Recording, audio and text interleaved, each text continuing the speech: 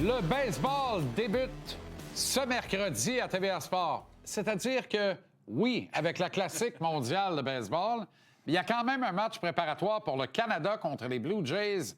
Demain, vous reconnaissez Denis Casavant. Comment ça va, Dan? Ça va bien, toi, JC? Excellent. Excité qu'on reparte ça sur le gazon un peu? Ben oui, c'est le fun parce que la dernière fois qu'on a eu la classique mondiale de baseball en 2023, je pense que ça avait été un grand succès. Alors, pourquoi pas reprendre ça de plus belle? On se souvient de cette finale, le Japon qui gagne contre les États-Unis. Le dernier retrait du match, on amène Shohei Ohtani pour retirer Mike Trout sur 3 Quel prises. scénario. Ça avait été la meilleure classique. Tu sais que cette année, c'est la 6e édition, JC, de la classique mondiale de baseball. Mais là, je pense qu'il y a un engouement. Depuis quelques années, ça avait commencé avec la classique mondiale de baseball en 2023. On a eu la Coupe des 4 nations au hockey, le tournoi olympique cette année. Alors, on a vu même la NBA emprunter un petit peu une page de jouer avec des pays, l'équipe internationale contre l'équipe américaine. Alors, je pense qu'il va y avoir un engouement encore cette année. C'est un peu plate de le dire de même, mais le contexte géopolitique favorise les rivalités. Un certain patriotisme, les rivalités entre les nations, la nécessité là, parce qu'il n'y a plus de frontières dans le sport professionnel. On pratique les sports majeurs à l'échelle planétaire, ça vient de partout.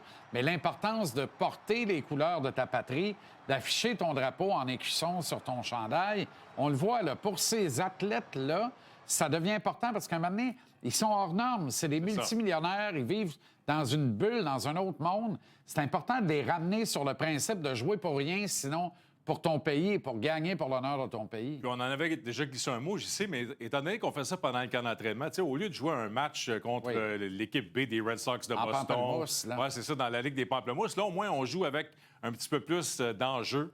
Et je pense que c'est le fun aussi pour les vétérans d'aller représenter leur pays pendant quelques semaines. 20 équipes divisées en 4 groupes, Denis.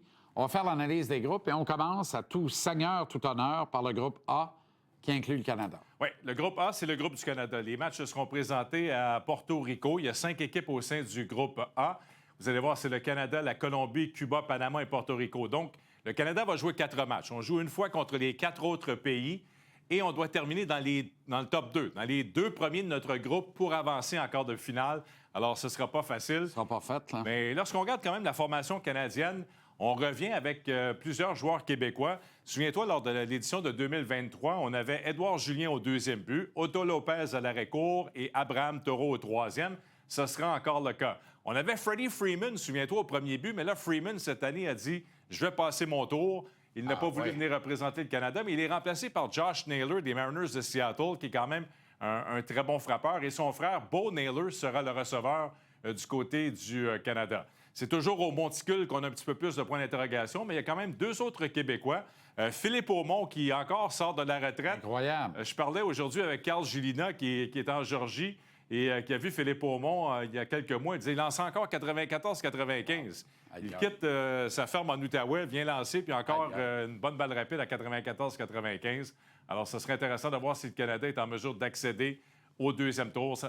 Et ce qu'on doit faire également du côté du Canada, c'est d'éviter de terminer 5e. Si on termine 5e, là, on doit se qualifier pour la prochaine édition de la Classique mondiale. Alors, top 2, tu avances en quart de finale. Top 4, tu te qualifies pour la prochaine édition. Des chances réelles?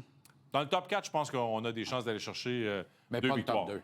Et là, on joue dans quel parc à Porto Rico? Là?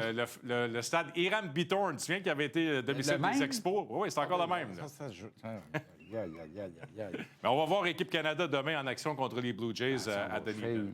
OK, groupe B, c'est le groupe des Américains. Et là, on peut parler de la Dream Team encore. Oui, parce que là, on a une équipe vraiment, là, c'est la meilleure formation américaine depuis la Classique mondiale de baseball. On est dans un groupe où, avec le Mexique, ce sont les 2 équipes favorites, l'Italie, la Grande-Bretagne et le Brésil. Je pense que l'Italie, on a plusieurs joueurs américains, toutefois, qui représentent l'Italie. Mais là, on a Aaron Judge qui a accepté d'être le capitaine. Paul Skeens sera le partant numéro 1.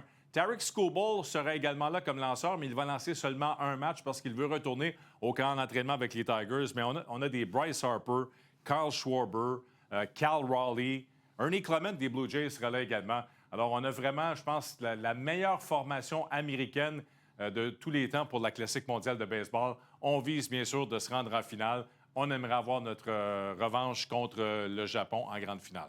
La beauté aussi, c'est que ça va se jouer à toute heure du jour ou à peu près. Ouais. Et le groupe C va nous permettre de voir de la balle le matin. C'est ça. Parce qu'eux, ils jouent au Japon. Le groupe C, ça commence au Japon pour la ronde préliminaire. Alors, on a l'Australie, Taïwan, la Tchéquie, le Japon et la Corée. Le Japon et la Corée sont les équipes favorites, les pays favoris pour sortir de leur groupe. 3 fois, le Japon a gagné la Classique mondiale de baseball. Évidemment, on a Shohei Ohtani qui revient comme tête d'affiche. Dans le cas d'Ohtani, les plans, présentement, c'est seulement frappeur de choix, JC. On n'a pas l'intention de l'utiliser comme lanceur. On sait qu'il avait lancé en relève lors de l'édition 2023. Pour l'instant, on dit non seulement comme frappeur de choix. Kazuma Okamoto, qui est le nouveau troisième but des Blue Jays, sera là également. Et il ne faut pas oublier Yoshinobu Yamamoto, le joueur par excellence de la dernière Série mondiale avec les Dodgers, l'excellent lanceur. Alors, le Japon, encore une très bonne formation. Et on devrait les retrouver.